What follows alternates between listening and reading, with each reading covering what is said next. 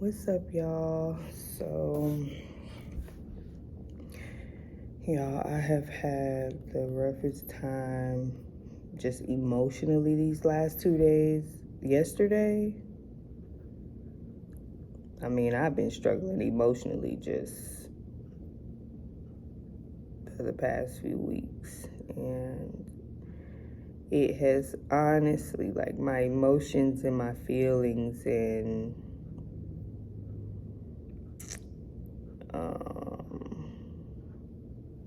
has kind of like, not kind of, because this is what's honestly been happening for the past few years, just get in the way of what I really desire to do in my life. But I know this process is necessary. So the most challenging part about this is the fact that now, like, I have to push through this. So I'm in like identity recovery. And I say that because if you're familiar with the program, like, you hear about it like NA or AA, where those are people that are like, they're addicted to alcohol or drugs, Narcotics Anonymous. I bought this Bible called the Life Recovery Bible, and it was actually made for people who are going through like NA and AA programs. You know, they have like the 12-step program. So I bought that Bible. I felt led to get that Bible when I was looking for one. And so I understood then, like, life recovery, And I looked at it for a little bit and I was like, okay, I'm not an alcoholic. I'm not addicted to drugs. But y'all, there are so many different things that we become addicted to. And so to replace the word addicted, it could be codependent upon, like, things that we become dependent upon, that it's an addiction if we're depending on it. If it's anything other than God, like, it's an addiction. And the other word you can use for it is dependence or codependence. Let me pause real quick right there because I wanted to be recording this. Like, I'm trying to like get my podcast mic working. So, but I guess this can be like a tea with Krystal, along with like a mini vlog of me like during my work hours, 12 to 2. And so right now I'm trying to get my podcast mic working, and so I can start recording like video podcasts, to get back to my Fearless Money Inc. brand, which, you know, as it's for wives that are going through the same situation that I'm going through right now, which is like just healing. Even though the company is called Fearless Money Inc., like, I thought it was going to be about money and budgeting and all this stuff, but it has become a thing of like, as I began to work on my own money and understand, like, okay, why am I always broke? Why am I always like not having money? It's obviously, it's a mental state, like. And so as I continue to go through the process, it's about unbelief, fear, a lack of faith, not trusting in God. I've turned away from God, and just realizing that my dependence has been in other things, and mostly people, to fulfill me, to acknowledge me, validate me. I have always needed someone to approve of me. So I was just journaling, and I realized where that comes from. Like, and I'm reading this. Okay, let me just pause real quick. I'm trying to go back to listen to this thing real quick. So if it get loud, y'all, just bear with me. I don't hear anything. I'm trying to get this mic to work.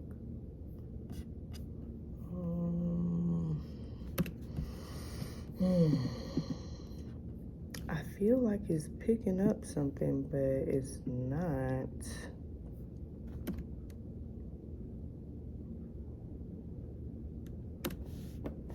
this is on green. I don't know which way the volume is supposed to go. I don't know what it's supposed to be. Okay, green is on.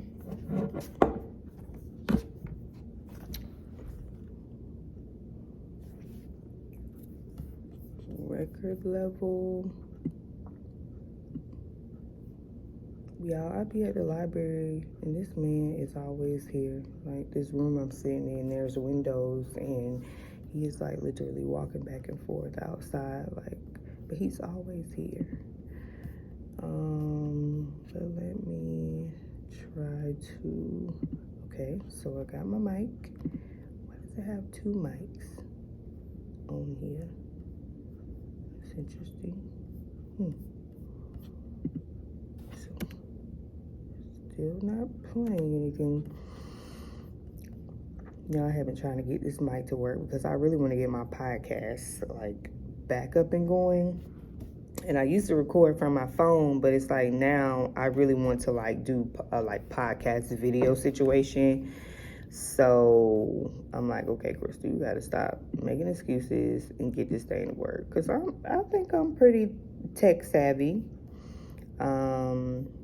Only thing I haven't done yet is like editing videos, and I'm just been avoiding that too. And I got a camera at home, a Canon camera that I bought last year, and I'm like, okay, I'm gonna do my YouTube channel for real. But it's just the thought of like, I talked about this in my last video, so that means that this is like God telling me get it together. But like subconsciously telling myself what I don't want to do or what I can't do. But it's like if I want something, if I have a dream or purpose and I see this bigger vision, there are going to be things that I have to do that I don't necessarily want to do. And that's one of them. Like I bought this camera and I'm like, okay, I'm going to vlog. I'm going to learn how to take product pics of like for the lip gloss business. And so I allowed the thought of like editing.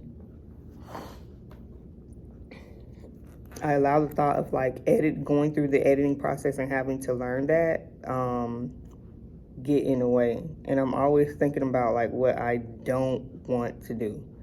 So I don't do it.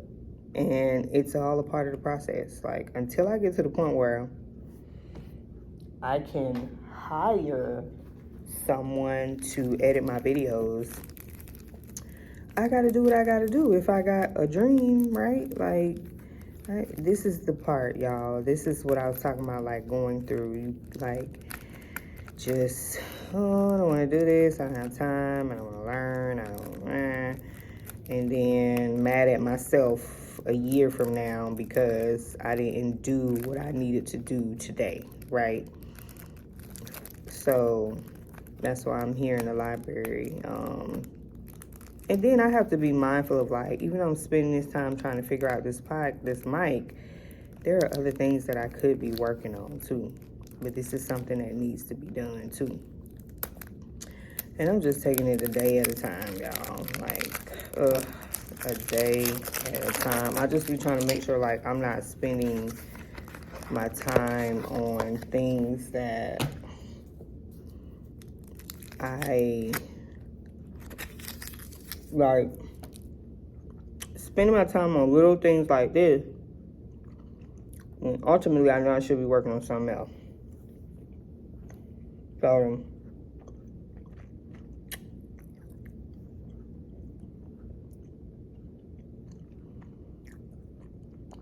like I should be recording content for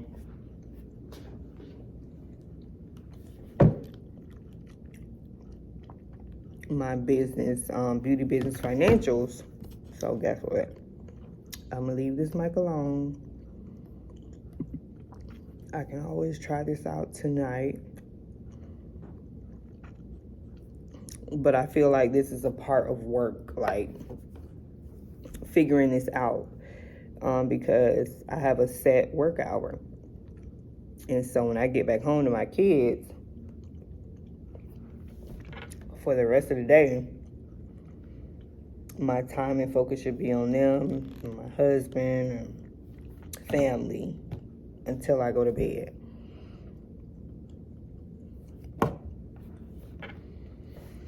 So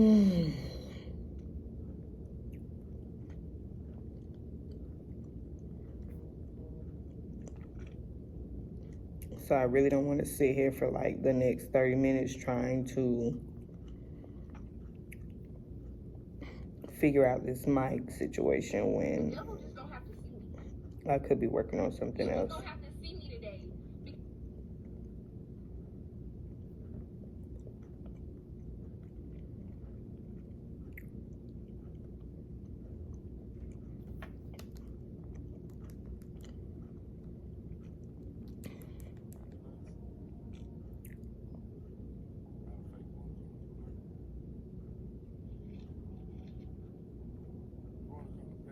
See, and now I'm about to get distracted on TikTok. Y'all see how I go? I know I'm supposed to be working.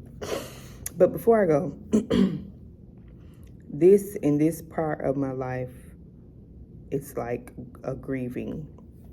You become aware, and then you have to grieve the old you, like the way you do things to avoid doing other things, or the way you respond to life, or what you're subconsciously telling yourself. It's a grieving process, and it's not overnight. It's not easy. So something just as simple as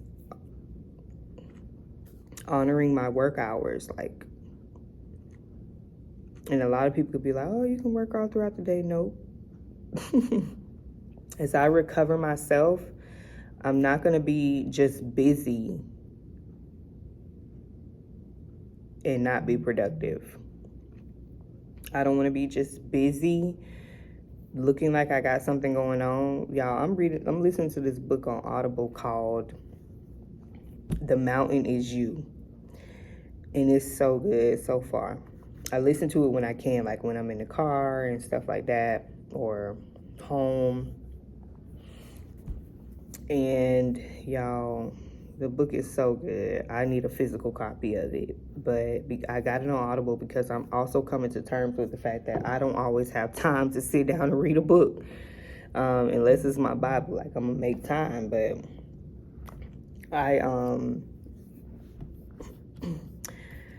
yeah. So the book is really good, and it talks about, like, it just talked about, I think I'm on chapter 3 or 4. Yeah, it's so good. But it talks about like how we do other things in order to avoid doing other things because we're afraid of something. It's like the root of it. So for me, like, it could be a fear of failure or a fear of success, right? So we're afraid of success. She said in the book, she's like, being afraid of success, you do things to sabotage. And so you will choose to do other tasks that's not so important in order to do when you know you should be doing something that really pushes you towards. So for me right now, I'm like, okay, let me vlog. Let me figure out this mic, when really I should be recording content and posting something and getting like some system stuff together. And the deeper root is like fear. Fear of what?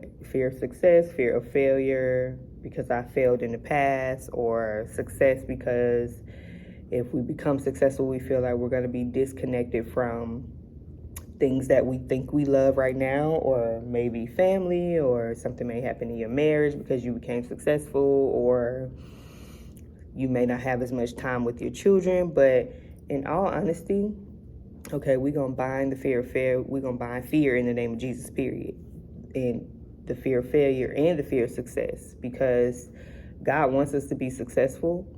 And we should already know, like, with God, we do not fail. So all things are possible with him. We just have to trust him and know that there's going to be a process. So I don't want to keep sabotaging myself.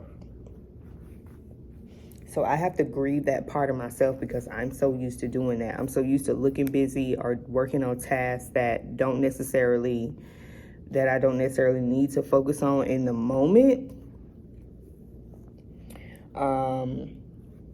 So yeah. And I remember I used to think that way and didn't realize like it was a fear of being successful? And what are people going to think of me? And so as I dig deeper into my, like, all of this stuff, my mental, right, I realized that my attachment to succeeding is many different places that it comes from, but one of them is the fact that when it comes to success, and this was mentioned in that book too, when it comes to success or failure, I would say success right now, I realized that I wouldn't keep working towards the success that I know I want, because if I could go back to like my being a teenager, if I worked towards anything that benefited me or that I wanted in my life for myself, I didn't have support with that as a child. Nobody ever asked me. My parents never asked me. They never encouraged me to go do what I wanted to do. And then once I became like an adult, like 18 through 30, my parents are business owners, so my mom owned a daycare. And if I was doing anything other than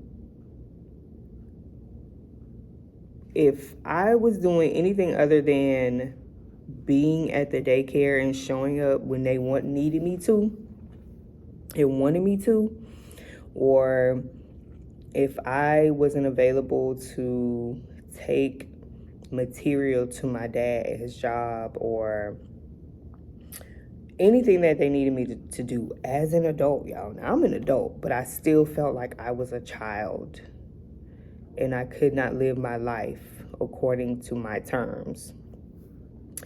So they said, we need you to be at the daycare. And if I had plans as a 21-year-old adult, I would drop those plans automatically as if I was a child.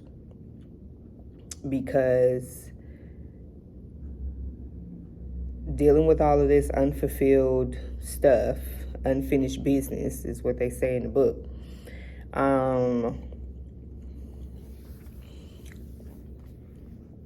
I felt like I couldn't go after things. And so then my father would also make me feel guilty about wanting to do anything other than what he felt was desirable for my life. So all I needed to be doing was working at the daycare.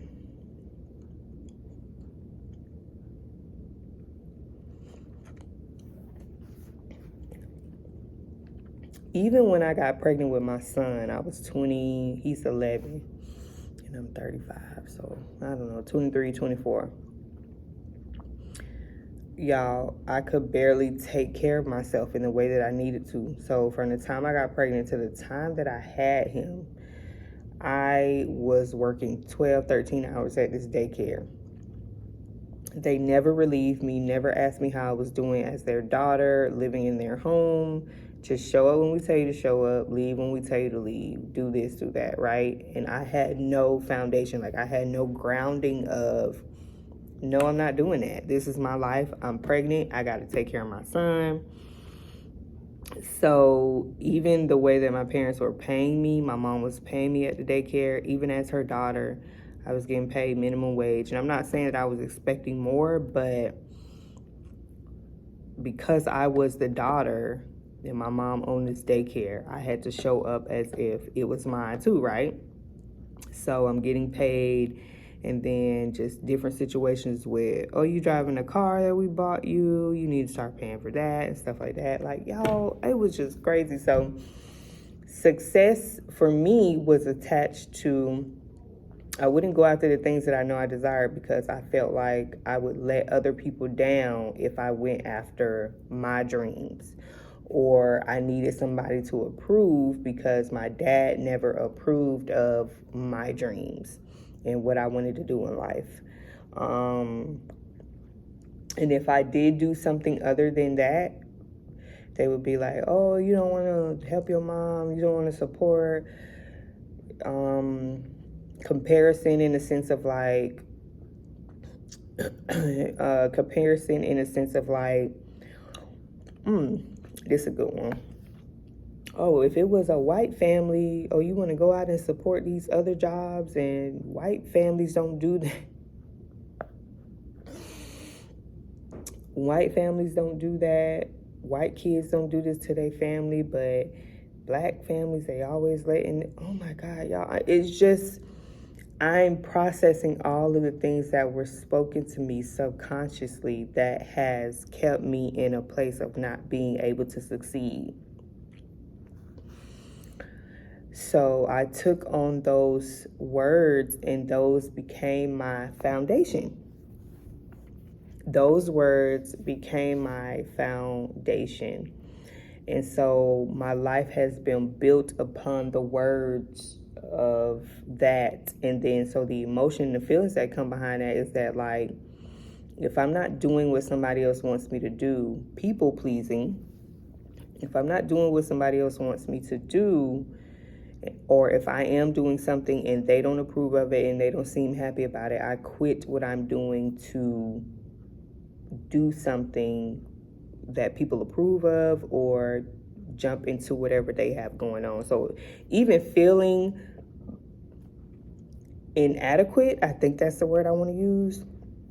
Feeling inadequate, feeling like I wasn't capable. So I had to, if I met somebody, okay, for instance, so my passion for business really sparked when I met a lady who owned a salon. Now, I went to go get my hair done. She was in a very small, little janky salon. And when I went in there, I automatically paid attention to like her processes, her systems that she had in place to book her clients, to manage her business and stuff like that.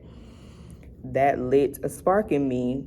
And so I reached out to her and told her, like, you know, if you would let me, I will like find different things to help you with your systems and to manage your booking and manage your stuff like that.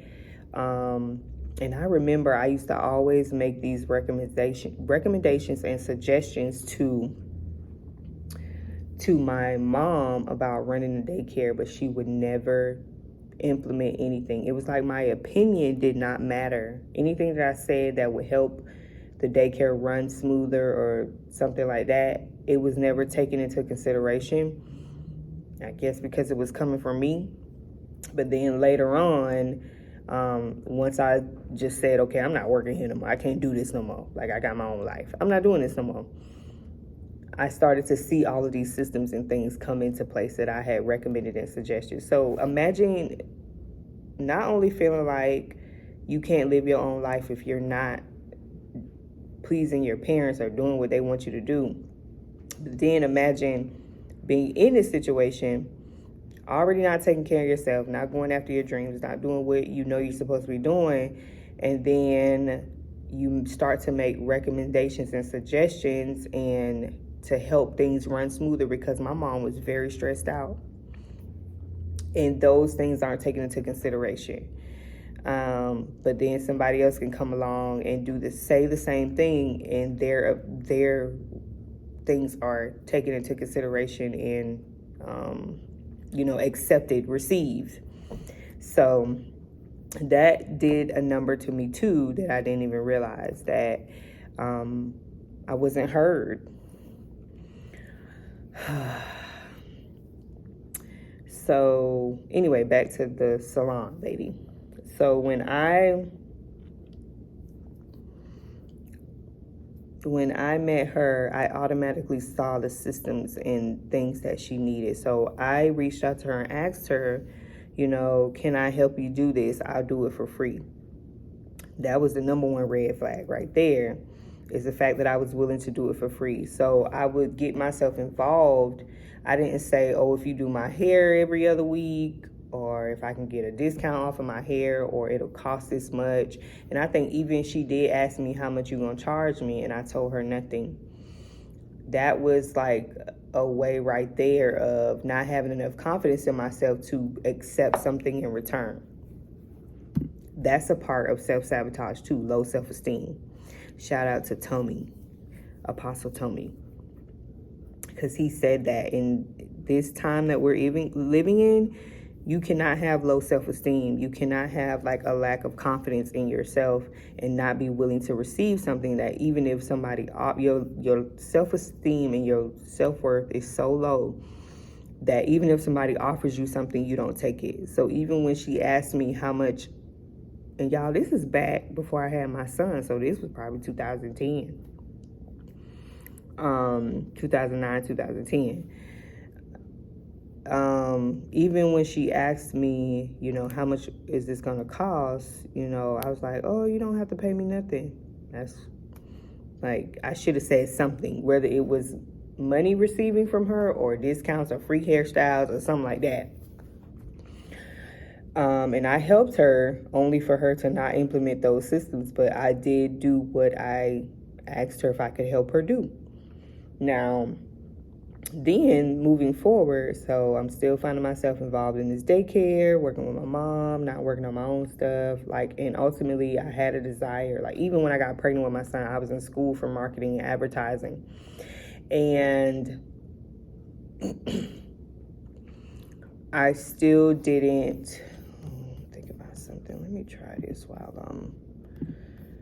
because I'm trying to use GarageBand. Don't save, close, thank you. So I'm gonna go back to, excuse me, y'all, so moving forward, let me try something here while I'm thinking about it.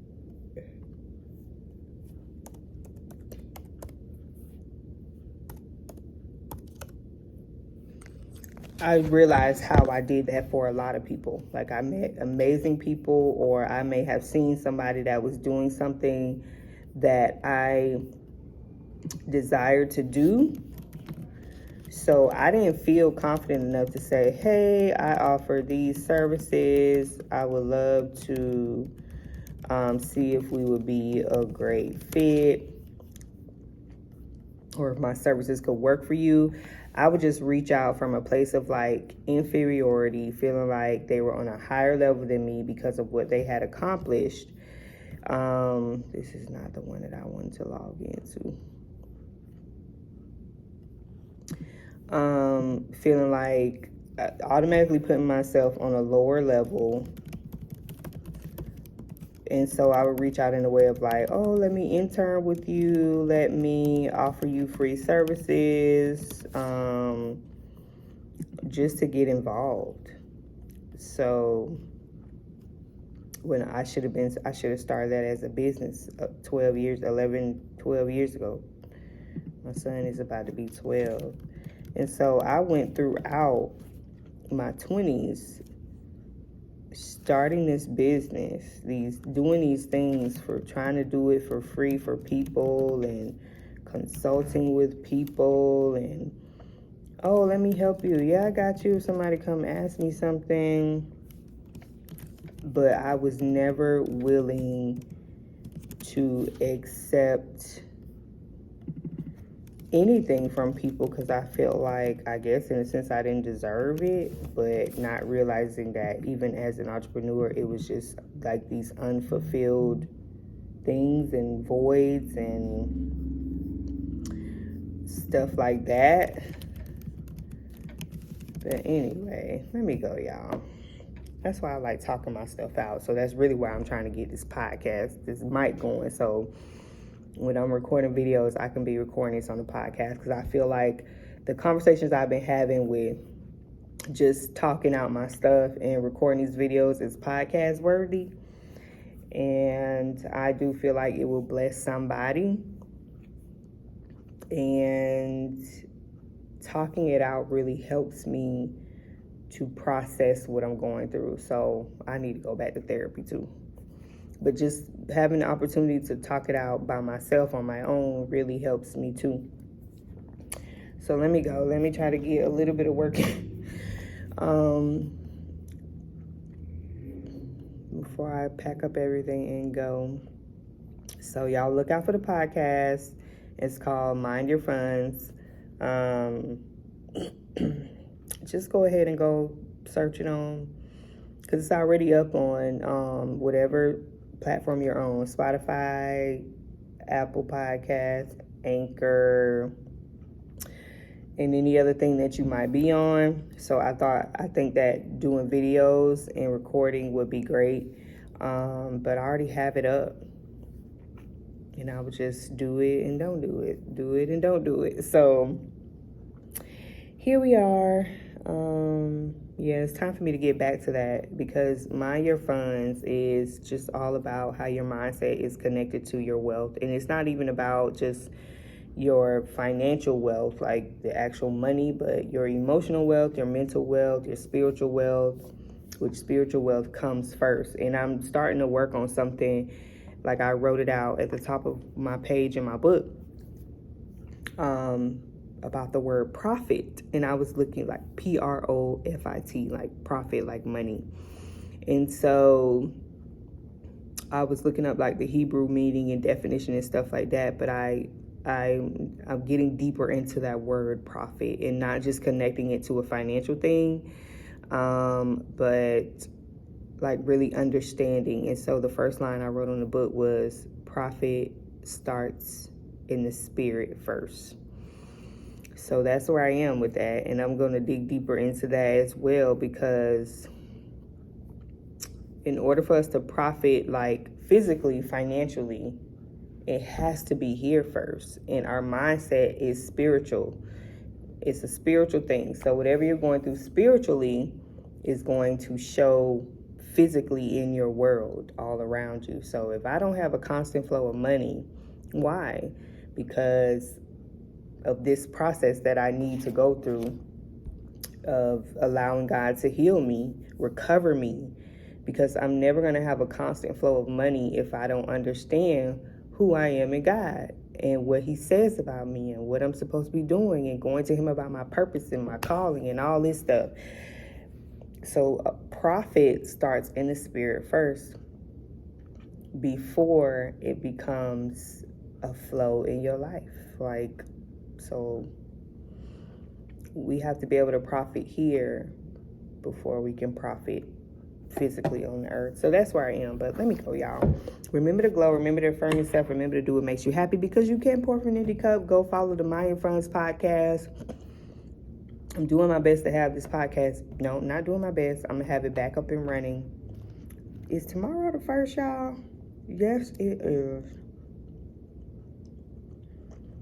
This month of October, the 10th month of the year, God's doing great things. And I'm going to get this podcast back and going. We're going to have videos. We're going to have topics. And I'm just going to be talking my stuff out. So,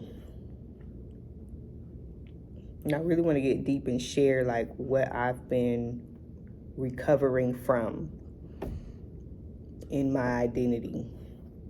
So